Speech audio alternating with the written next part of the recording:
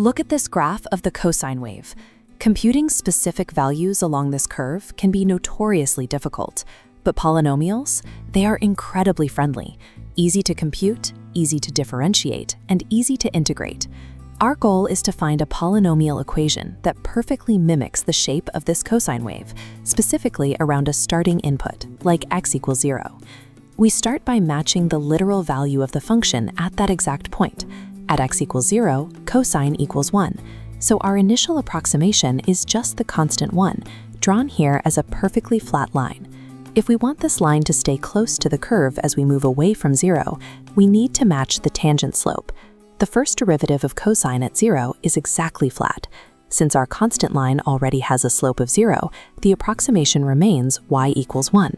Matching the starting value and the starting slope gives us a solid anchor.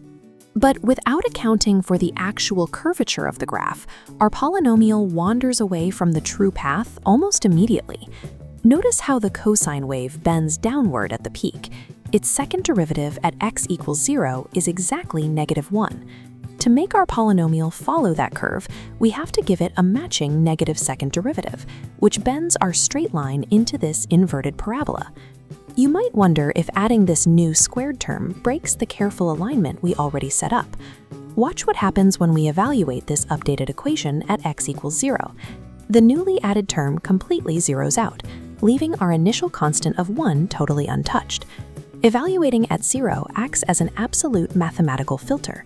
It ensures that every new higher-order term we add independently controls its own derivative, without ever interfering with the lower-level foundations we built. Continuing the pattern, the third derivative of cosine is 0, meaning we skip the cubic term entirely. But the fourth derivative equals exactly 1. To pull our approximation even tighter against the curve, we add a fourth degree term. Now look closely at this new sequence. You cannot just set the coefficient to 1. If you take 4 successive derivatives of x to the fourth, the power rule triggers repeatedly. The 4 hops down, then the 3, then the 2, generating a massive cascading multiplier of 24. To ensure that the final derivative hits our target of 1, we have to divide the coefficient by that exact cascading multiplier. In mathematical terms, we divide by 4 factorial. Let's test this logic on a different equation. Pause the video right here and try applying this exact pattern, evaluating the derivative at 0 and dividing by the factorial, to find the first 3 terms for the function e to the x. Because the derivative of e to the x is always itself, all its higher-order derivatives at 0 equal exactly 1. When we apply our division rule, we get a simple, highly predictable sequence of fractional terms.